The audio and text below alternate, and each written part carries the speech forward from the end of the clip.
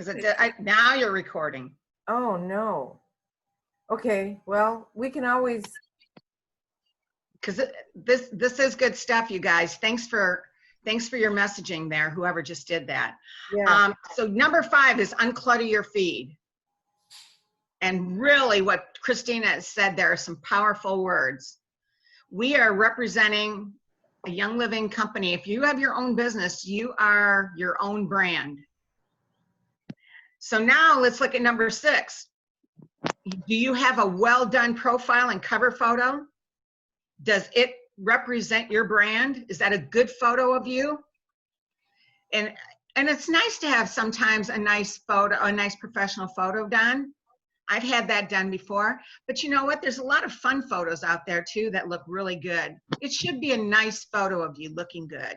And your cover photo should represent your business, what you or represent who you are, your brand. That's what your Facebook page is your brand. When people look at your Facebook page, they should be able to tell who you are. Number 7, reply to everyone who comments on your posts. So if you put a post out there and somebody comments on it, you need to comment back on that. Thank you for your comments, or I agree, or give them some love with some heart. You should be commenting on every single comment that comes to your feed, on people that are commenting on your comments. And what that does is there is an algorithm in Facebook. It continues to put that out to more and more people. Well, so I think more importantly, Sandy, it really helps you to begin to connect with people so that they can learn to love and trust you. Yes. That is another part of this. Absolutely, Cristina. You're actually starting to create a relationship with somebody because you're talking back and forth. If you don't know this person, that is the perfect time to comment on their comment. There's a black box in the middle of the screen. There it goes. I wanted to that whenever, because we didn't record the very first part of this, whenever you post when you have a post on Facebook and you want to give somebody a link, Facebook is all about engagement. And so think about whenever you're participating in Facebook, that you want to be engaged. You want to be engaged with the people that you're connecting with. Do you want to you want to not just like their post, love their post, or wow, or one of those emotional emojis, because they get more weight, and then comment on them, tell them what you love.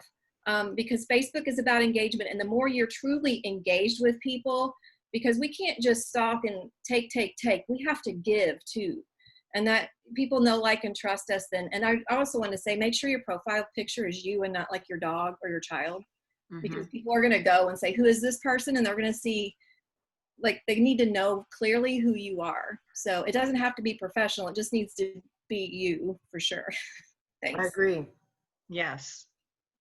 So number 8 then is make sure that you post daily. And I like what Cristina said. For every 5 personal posts, you can put 1 business post out there promoting your products. You don't want to saturate your entire feed with Young Living sales. You'll lose your people. You'll lose people. They'll unfollow you. The best way to show product is you using it, like taking a video of Ninja Nitro in your car, in your car by the stick shift. I had to take 3 of these in order to get to Cincinnati. I mean, just make it fun and make it real and make it to you, personal. Well, what's that? And when did you go to Cincinnati?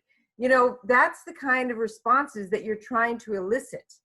So, and then your personal posts should really, like an inspirational saying or a poem, or something that beautiful flowers in your yard that you took a picture of this morning, or the rainbow, or your dog, and talk about your pets.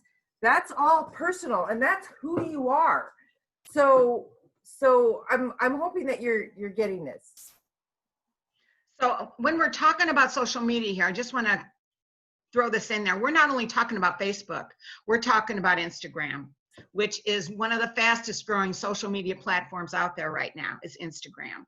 So we're not only talking about Facebook here, we're talking about Instagram. Does your Instagram page represent you? So number 8, post daily. Let's get into this really quickly and emphatically. Can you keep going? Go back one more. I'm going to go back to number 8. Your posts need to have value. They need to be positive. They need to be authentic. They need to be insightful. They can be humorous. A lot of people like humor on your page, but they can also be, and this is a powerful word here, is vulnerable. And what you might do if you're in a vulnerable, when you put your vulnerability out there on Facebook, people relate to that. It could be in a Facebook Live even. If you're having a rough day and you're using maybe lemon or some kind of a beautiful oil to uplift you that day, that's a great little Facebook Live, just a couple minutes. Or even to show your vulnerability. You know, we all have things that happen to us. Like, I woke up with a splitting headache. So I went and got my deep relief. And then you can show a picture of your deep relief. And I rolled it on my temples. And within minutes, I had relief. You can say that. And people are going to say, what is deep relief? That is what you're trying to elicit. Well, I would take it a step further. This is how I do it, because we want to create curiosity. We want people to ask us questions because that shows us who's engaged. And so if I woke up with a splitting headache, and so I waved my little magic wand on my temples and I feel so much better. And just show that you're using something, but don't tell them what it is. There you go. Say, what are you using? I need that. And then you say, I'll message you. Okay. Yes. Now you go to Messenger and you say, thanks for replying. This is something that I use from Young Living. What do you have pain? What are you needing support with? They may not have headaches, you know? So that helps you to get to know, like, and trust that, you know, get to know them better and what their needs are, because maybe they don't need deep relief. So absolutely, that's what I do. Yeah, that's great stuff. Just say, if you have a camera, take a picture of this. I've got 3 slides that are going to be powerful social media reminders and tips that if you're a social media person or you're wanting to try to build your business on social media, this is really powerful stuff. So you can go to the give them a chance to take a photo, or if you need a photo, get back into the chat with us and we can come back to it. Okay. Okay, the next slide here is the DMO, the daily method of operation. So this is what you should be doing daily. At least one new post daily.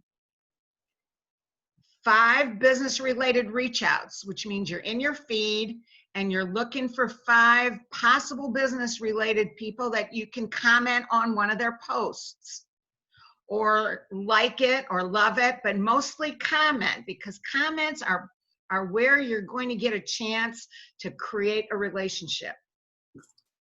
So 5 business-related reach outs, which are comments on other people's feeds, okay? Then you need to have 1 new friend ask for their business every day. Remember, this is a daily method of operation. And you can figure out how to do that in your way. Everybody does it differently.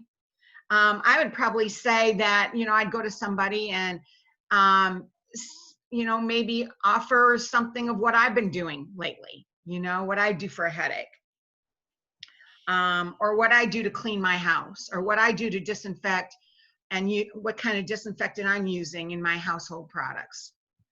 So you need to have 1 new friend ask for their business every day. And then the next one is have 5 new friend ads every day. People that you don't know, people that aren't in Young Living. And I'm going to give you a hint how to do that in the next slide, because you're going to say, where am I going to find my new friends at? I'm going to give you a hint where to do that in the next slide. but you want to probably add 5 new friends every day, people that aren't necessarily in Young Living, who are prospects. Remember, we're looking to build our business online. And the last one is do 1 follow-up on a new hit every day. So this is a lot, if you're truly wanting to build your business online, these are the things you need to do every day. Sandy, what does it mean? What is a new hit? What does that mean? A new hit would be if somebody liked your post and you don't know who they are. Somebody liked or loved your post and you have no idea who they are, or they commented on your post and you have no idea who they are. And how would you follow up with that? What you could do is just message them and said, thank you for liking my post. And just say who you are. I'm Sandy Rausch. I'm a holistic, well, I don't know. I'm getting tongue-tied here. But I depends on what the post was about. Right. Thank them for first commenting on it, for engaging in your page. And then it's just a way of you creating a new relationship. Mm-hmm. Follow up on a new hit. Or say, hey, I saw that you liked my post about my husband having back pain or whatever. What did you like about that? Is that something you deal with too, or whatever, something like that? Yes, exactly. Okay, next slide. Okay, so here are some ways to go from a cold market to close. There's 9 steps. And remember I told you that I'm going to give you some ideas where to find some of these cold hits at. First of all, what are your passions? What are your interests? And what do you love to do? Do you love to garden? Do you love to cook? Do you love, there's a lot of oil people out there. So I really would go into another area other than an essential oil area. I would go to something that would be related to that though. Like for me, I love yoga. I love cooking. I love gardening.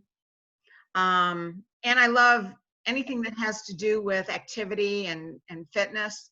So I join a lot of different Facebook interest groups out there. Also, I'm also part of a lot of local social groups here in Waterloo, Illinois. And I join those groups. So those are my interests and loves and passions. Join interest groups that are not part of Young Living and not part of another Young Living team. I hope that makes sense. Second, like and comment in those Facebook groups. So engage in those new Facebook groups. And then they'll start to see you and they'll start to wonder who you are. And maybe they'll start to see, oh, we got a new person engaged in our page here, in our group. So number 3, have an engaging post in the group, like ask a question. And you may already know the answer, but by you asking that question, somebody's going to answer it. So have an engaging post in one of those new interest groups. Number 4, make a friend request of several in that group. Make some of those people your new friends in that interest group. Can I add something to that? Yes. Yes. So when you're taking a friend or someone that's in a group that you just have that in common and they don't know who you are, never send a friend request without a personal message saying who you are and why you have requested them to be your friend. Because I know I get friend requests all the time, and if I don't know who they are and they haven't sent me a message, I may not ever accept them. But if they give me a message, I'm going to say, okay, now I know why they wanted to be my friend. That makes sense. It's not creepy, because I have to make sure they're not creepy. If you know, there's a lot of people that are just like, they're not really who they say they are. So anyway, I just want to throw that out there. That was extremely important. Thank you, Dana, for that, because that is extremely important. And I'm the same way. I get messages every once in a while, something really nice from somebody who would like to be a friend or would like to join one of my groups. I don't necessarily let people join my Young Living group, but maybe another group that I'm in. But I shouldn't say that. I'm really being much more open about what I'm doing, even with my team group. But Dana hit the nail on the head there. You really need to send a message to that person and say, I really like what you're posting in this group. It's very interesting. I'd like to be your Facebook friend. Or let's be Facebook friends, if that's okay. And then maybe they'll send you a message back. But if they don't, then just ask, then at least make the Facebook request then. Maybe they'll receive it and maybe they won't. Okay. Number 5, Facebook Messenger ASAP a friend request and say hi, nothing creepy. So if somebody, Facebook Messenger, as soon as a friend requests, say hi. Yeah, that's what we were just talking I about. think that's what Yeah, that is what we were just talking about. So if somebody, that is exactly what we were just talking about. Sorry, I didn't read ahead. Sorry. That's okay, but that is exactly what that's talking about, is you want to send a message in advance before the friend request and say hi and who you are and why you'd like to be their friend. Nothing creepy. And if somebody asks you to be their friend, you need to check their page out first. Who is this person? You know, is it somebody that's engaging in this group that you're in, or is it, you don't want creepy people in your Facebook either. So you can use your discernment with this very closely.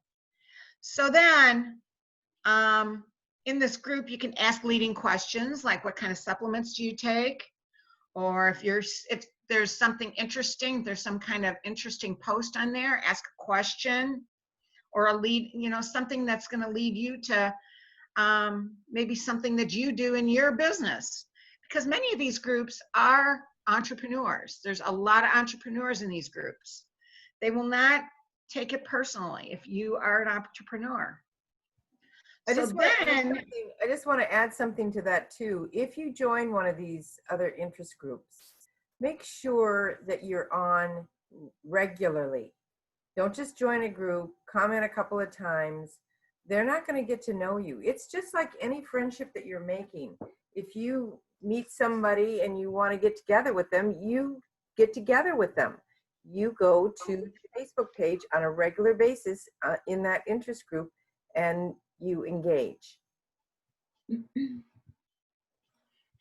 So let's just say that you have started creating a relationship with somebody and you started engaging with somebody on a Facebook group. Then you can ask or invite them to be part of your Facebook group. You need to make sure, and that's number 7, ask or invite them to be part of your Facebook group. Number 8 is then follow up with them. If they want to be part of your group, then you can follow up with them, tell them who you are, what you do, because now you're getting into what they're going to be seeing on your Facebook page now. They're going to see what you do. Or if they're at least going to see who you are in your Facebook page or your Facebook group. So you may want to start a conversation with them at that point. And always make it professional and courteous. Again, if they, everything is about follow-up. Everything is about follow-up. If somebody decides, well, what is thieves? And they may ask you that, because I get that all the time. What is thieves? Be ready to answer that question. Or what can essential oil is? Do you have an essential oil for this or that? Be careful with those questions, because then you're getting into crossing over into compliancy. We'll be talking about that. And we'll be talking about that in a little bit. Maybe. But this is a way through social media to go from a cold market to actually creating a relationship and possibly closing a deal. So number 9 is they may sign up at some point. And if they don't, what does that last part say? It's covered up right now. Don't reach out in a non-business way, like in anything other than a business way. This is about business. This is nothing, you don't want to create personal relationships online out there. This is business. If they want to be part of your team, then you're going to be continuing to engage with them, whether it be liking their posts or commenting with them or talking with them on Messenger. So I hope that these 9 steps open your mind up to something, looking at social media a little differently, and actually how you can use social media to advance your business. Because we have a lot, and I shouldn't say a lot, but we have several Royal Crown Diamonds out there who have totally used social media to build themselves to Royal Crown Diamond. And they had blogs going on. Some of them were had a big following before they came into Young Living. But they used those platforms in order to create relationships and tell other people about what they were doing and the beauty and blessings of Young Living. And they were able to build their business online. So these are just a few hints for you to use. And I'll take the next slide now. Okay, I'm going to jump in on here, Sandy. Okay, good. You guys can jump in too, but I just want to say, when you meet people one-on-one, this is really the very best way of sharing Young Living. So let's talk a little bit about one-on-ones. It might be slow starting at first. If your warm market are those people who you already know. They might be friends of yours already. Maybe they're school buddies. Maybe they're family members. Maybe they're your neighbors. And so you already have a friendship, and you can honestly sit down with them and have an intelligent conversation and ask them, you know about them. So you know that they're having some issues with their joints or whatever, and you can address that. We're going to teach you a little bit about how to address that as we go along today. So maybe, this is interesting because the other night on our class, I think it was on a Tuesday night class, there was a woman on who I had met about 3 years ago. And I had met her at Fresh Time, which is our kind of Whole Foods type of grocery store here. And I found out that she was a Young Living distributor. Now, take this situation where she may not have been a Young Living distributor. I would have still talked to her, and I gave her my card, and I invited her to my classes. Well, 3 years later, she shows up to my class, and we had the greatest little conversation. If you guys were on that Tuesday night, I think it was a Tuesday night or Thursday night, I don't remember which now, but it was a great little conversation. And we actually now enjoy, I'm going to look for her. I don't know if she's on tonight, but I'm going to look for her. We're forming a relationship. I'm getting a friendship with that person. And friendships lead to trust. And I want to help her grow in her Young Living business, even though she's not part of my organization. With trust, there's so much that we can accomplish in this business. You can ask the right questions. Find out what the person is interested in. How do you get to know a person? You ask them questions. It's not because you're nosy. It's because you care enough and you want to find out about that person. They'll ask you questions.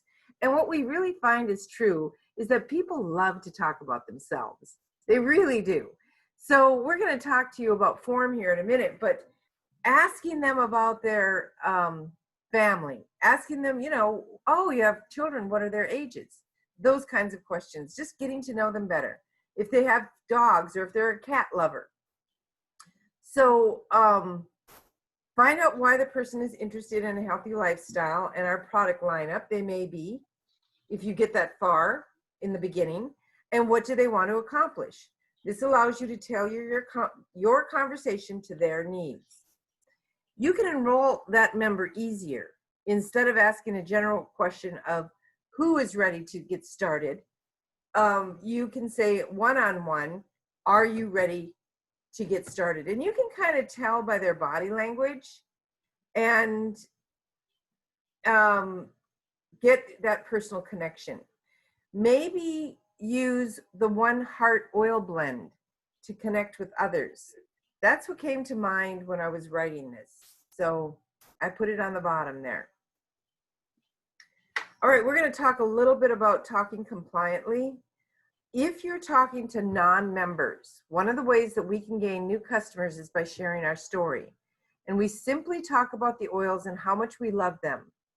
Many of us have that one oil or that one thing that oils help with that we love to tell everyone about. But most of these stories deal with things below the wellness line. Don't fret, you can still share. If your story has been that you fell in love with an essential oil because it helped your child with a diagnosed attention focus issue in school, it may backfire. What if the person that you're sharing with doesn't have a diagnosis? But if your story is that you fell in love with Young Living because you found a combination of essential oils that had a calming and relaxing effect on your child, that could apply to anybody's child. And it's compliant, and it meets the potential needs and of an even wider audience. It's all in how we tell our story. I remember, I'm just going to give you an example. I remember quite a few years ago, I was teaching a basic class to about 80 nurses. And one of the nurses in there, I didn't know this until afterwards, one of the nurses in there was only at that presentation. There was a number of presentations that day. She was only there to learn about menopause. And when the essential oil lady came up, which was me, she wasn't interested at all until I said, this oil is really great for calming children. I was talking about peace and calming. She ended up signing up, and she is a silver in my organization today. So you just never know. Just put it out there, not in a diagnosing kind of way, but in a way that, oh, I need that. You know, kind of a broad way. When you're responding to a non-compliant question, here's an example of how you can respond based on the example above about the child that had issues. I cannot diagnose or treat your child's focus issues. I can only speak about the education that I've received and the experiences that I've had. Lavender, peace and calming, and vetiver have a profound calming and relaxing effect on my active child. I spent some time researching essential oils that are calming for active children and asking about their experiences. And I couldn't be happier with the results. So that is the way. Practice telling your Young Living story in a concise, compliant way. We are not here to diagnose or prescribe. Okay, here are some of the summer hot words that we need to stay away from. Now, first of all, let me tell you that there's three main words that I was always taught that we should use, and that the words are promote, maintain, and support. Like this oil can promote feelings of relaxation, or this oil can maintain your healthy blood sugar levels, or this oil can help support your musculoskeletal, can help support you through a heavy workout. So you can use those three words, promote, maintain, and support. Now there's some words every season that they want us to stay away from, and the summer hot words just came out. These are words that are hot and drug claims to avoid when telling your Young Living story. So this is not an exclusive list, but take a look here. You should not be using the word allergies. You can say seasonal discomfort. That's a good way to call it. You should not be using antibacterial. And then all of the rest of these look like anti-inflammatory. Any of the anti words, antihistamine, any of the anti words, you have to really be careful of because you may cross over that medical line. This is specifically geared to what you're posting in your social medias. Correct. Because if you're one-on-one, there are some things that you can talk about to your friends and family at the kitchen table. And you know, there's not going to be anybody there over your shoulder, you know, putting a gun to your head because you're talking about cancer. Am I right, Sandy? Well, I just had a situation where I had somebody come to me and say, the person that I'm working with has crossed over the medical line. And she was just talking to her. She wasn't online or anything. And this person was kind of upset because one of my members was talking to her about Young Living and about her medical condition and said, you should probably try this and this and this. And this person came to me and said, Sandy, this person crossed over the medical line. We can make recommendations. Wouldn't you agree? Yeah, well, this person was saying, no, don't do that. You don't have to take that for your. Oh, well, we should never say. Yeah, yes. To the doctor She was saying you should be trying these Young Living products instead of going to the doctor. Yes, do not go there. We are not doctors and we don't diagnose and treat. And we can get not only ourselves in trouble, but Young Living is the one we really need to worry about, because if they get in trouble, then we're all going to be in trouble. So we really need to protect our company when it comes to this. Yeah, we can make recommendations, but we would never, ever say, in lieu of going to your doctor, or you shouldn't go to your doctor, or stop taking your medication. We have no rights to say anything like that. We are not doctors. And you don't need to, because if they're under a doctor's care and they start using products that help them to regain their health, their lab work is going to show that they don't need as much of that medication they were taking, maybe not. But that's how, you don't even have to even go there. You don't even, if they're taking a medication, my answer is I would never tell you not to take a medication that was prescribed by a doctor, ever. So exactly. That's off limits. However, if you would like to also support, your healthy hormone levels, this may be something you'd like to use. Exactly. Thank you for that. Sure. Yes, thank you. So when you're wondering which words to avoid when promoting and selling Young Living oils, make sure you take a look at that list and really kind of question yourself and make sure you stay away from that, especially online. So to help all Young Living members remain compliant with federal regulations, they compiled this list of hot words so that we can avoid them and remove all those words and any implications, restatements, or descriptions of them from personal and business websites used to promote Young Living products. Also remember to review any social media platforms you use, including Facebook, Twitter, Instagram, YouTube, Pinterest, blogs, and any other marketing pages you produce or control. This is not an all-exclusive list. So just know that if anybody went through what we went through, what was that, 6-7 years ago? 2013.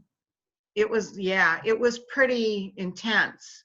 And we really Young Living really did a great job in training us as to how to come out of that, and we came out of it very quickly. And to the FDA's, they thought for sure they were going to shut down Young Living. They really did. And we came out of it great. So just make sure that you are in compliance. It's very important. Train yourself in this, train your team on compliance. And I don't think we need to talk anything more. If you got any questions about it, you can go to Conduct Success Team at conduct@youngliving.com. So for products that are not, email them and ask them any question you want. If you have a post that you really feel strongly about putting out, you can run it by conduct@youngliving.com and they will give you a thumbs up or a thumbs down. yes. So there should never be a question. They're super helpful, and they want you to be able to tell your story. And if you can't say it the way you want to say it, they'll give you an idea how you can say it. All right, Dana, do you want to just hit on this? Workshops and events? Yep. I can. We have a whole page though for that coming up. We do. Just go over this. So workshops and events they're great options for if you want to find more of an audience. Maybe you don't have enough people to talk to where you're at.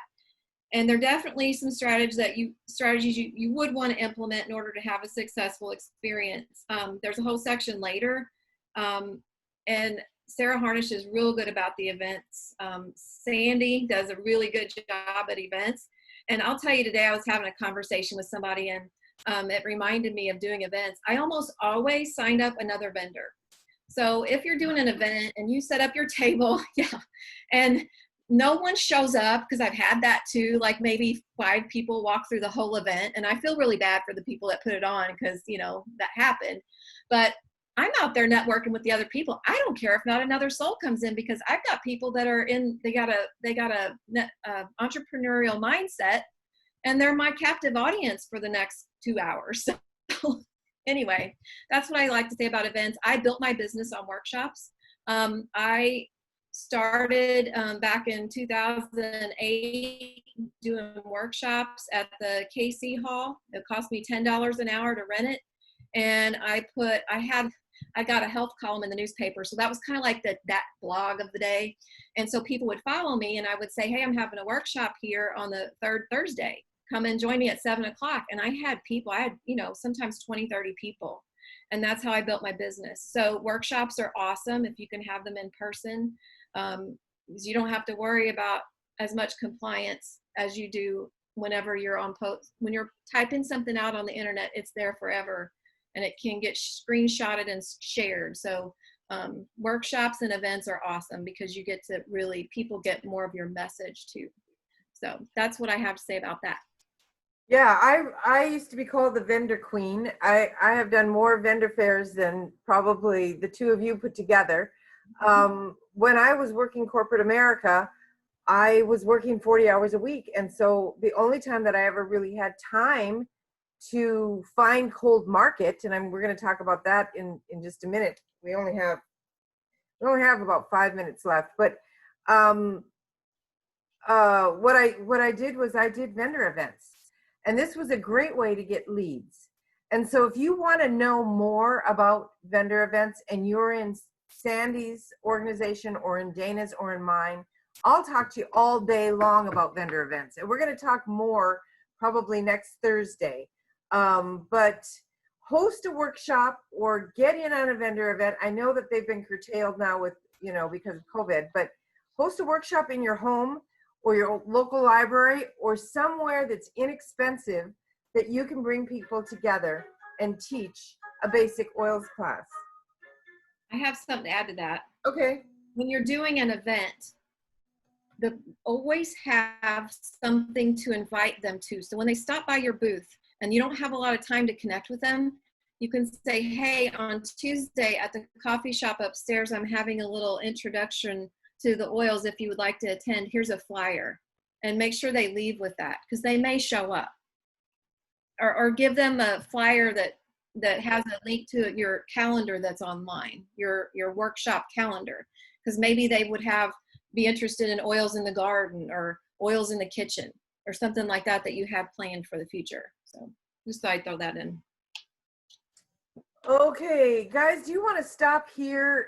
Because we're getting to the top of the hour and we wanted to open it up for any questions. And I'm actually going to keep the recording on for questions because this is business related. Are you guys good with that? Yes. Has anybody looked at the chat? Are there any questions specifically in the chat? I've been answering them. Oh, good. All right. Anything that you want to bring to light?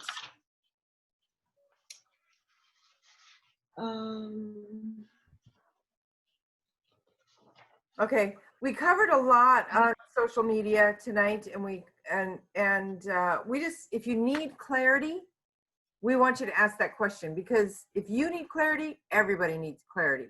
So please unmute yourself and go ahead and ask. I did put a link to the Rise group, the mentoring program that we're doing. It's 3 days a week. We do a short video on those 3 days and give you a homework. And I put a link in the chat box if you'll scroll back up through them. you can see that. You don't have to be on exactly when we're on. You can listen to the recording. You can listen to it any time. But we do want people to participate if they join that group and don't just be tire kickers. Yes.